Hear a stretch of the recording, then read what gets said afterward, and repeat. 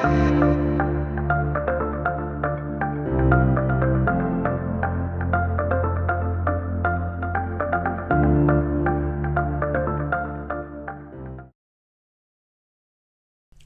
this ever happened to you? You're discussing health matters with a patient and they burst into tears. If you're a doctor, having your patient start crying as you're talking to them, or as you're leaving, or as they're leaving your office, puts you in an uncomfortable position. You've got a bunch of patients to see. Your time is limited. You feel trapped. What do you do? This is Dharma for Doctors, Spiritual Care for Caregivers, and I'm Chaplain Greg Holden. Today's topic, how to respond when someone cries. Tears are understandable, especially if someone gets bad news or things aren't going well. If you have a patient who's crying, you can refer the chaplain, as I said in a previous video, which I'm linking to up above. My wife, Peggy Lester, who is a nurse in palliative care, frequently encounters situations where patients are given bad news and who respond with tears. Her first comment? Tears aren't bad. Through the magic of the electronic network airwaves, we will dial in to her and see what she says. Sometimes I really have to encourage them to cry and allow them some time to do that, even though I might be very busy and feel like I don't have the time for it. Peggy gave me another great tip on when to call the chaplain. Anticipate tears. Maybe you're going to, you sense, kind of think about it beforehand so that you can have the chaplain on board at the meeting, so that at that point you can, when tears start and you know that you have to keep moving on, you can say, I really want to encourage you to take some time and express these tears. I have to see my next patient. I'll leave the chaplain here with you. If you have any other questions for me, we can touch base later, So I think those are some strategies that you can use, particularly if you anticipate tears too. So if you're going to have to deliver bad news, arrange to meet the patient and or family with the chaplain. But what do you do in that moment if the patient starts crying right in front of you in your office or in the room without warning? If you are fortunate to have time, it's okay to sit and listen and hand the patient some tissue.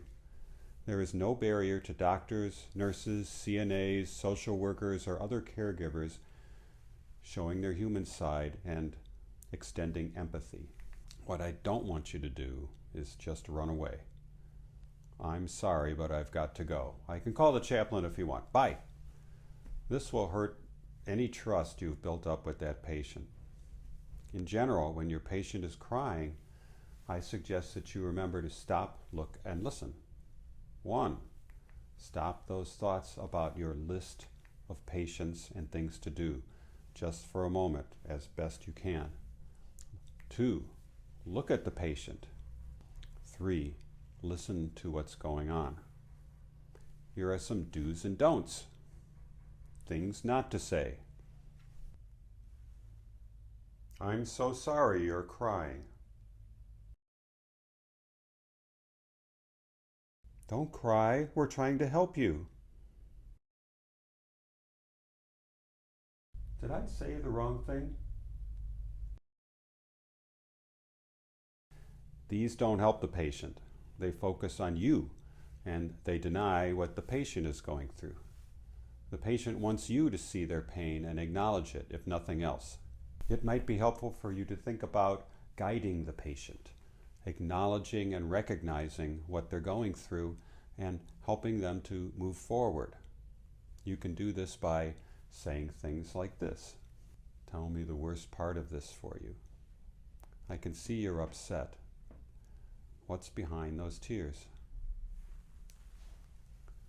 Then acknowledge what the person is going through. I can see this is really difficult for you. Maybe a little encouragement might help.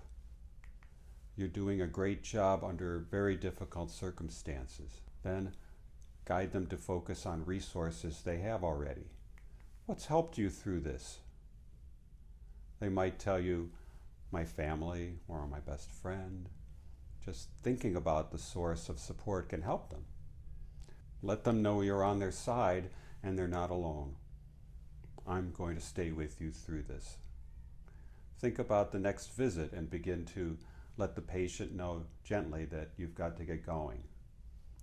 Your next visit is in 3 weeks. Bring that important person with you and we'll talk about a plan going forward. Tears can be a way for patients and caregivers to bond even closer.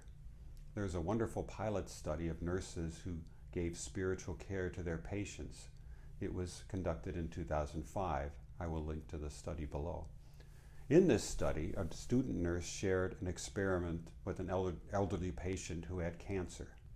I'm quoting from this study. Quote, "One patient began to stand out to me that she needed more from me than just basic nursing. She was in terrible pain and it was hard to see her suffer. I asked her if it would be okay for me to pray with her. She began to cry again. She told me yes, that she would love that. She squeezed my hands and said, 'Let's pray.' I was overwhelmed with joy as we held hands and prayed to God to wrap His loving arms around her, to comfort her and protect her. I also prayed for her family. It was a life-changing experience for me. I wish I could help people like this every single day for the rest of my life." If you are in a time crunch and you know you only have a few minutes, think about guiding your patient. The concept of you guiding your patient through their health issues is a good one. The section chief of palliative care said that all the time. Let me guide you. Guide your patient to take a step back from the immediate event or thought that made them cry. Help them reflect and think about coping strategies. Help them think about 2 things. 1, focus on one thing instead of the global picture. 2, think about coping strategies or ways to help that they may already have. There is a psychologist named Jenny Byrne who has some good tips on handling crying patients, and I am linking to her video also. No one should have to suffer alone. Sometimes people just need to have someone to talk to about their fears. Getting it out in the open, giving words to it, loosens its grip on them. Listening with empathy can help with this. It can actually strengthen your relationship with patients.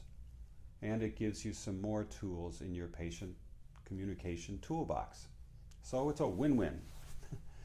This is just one suggestion.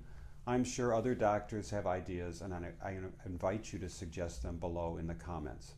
I'm Chaplain Greg Holden. This has been Dharma for Doctors, Spiritual Care for Caregivers. Thank you for listening. Please like this video and subscribe.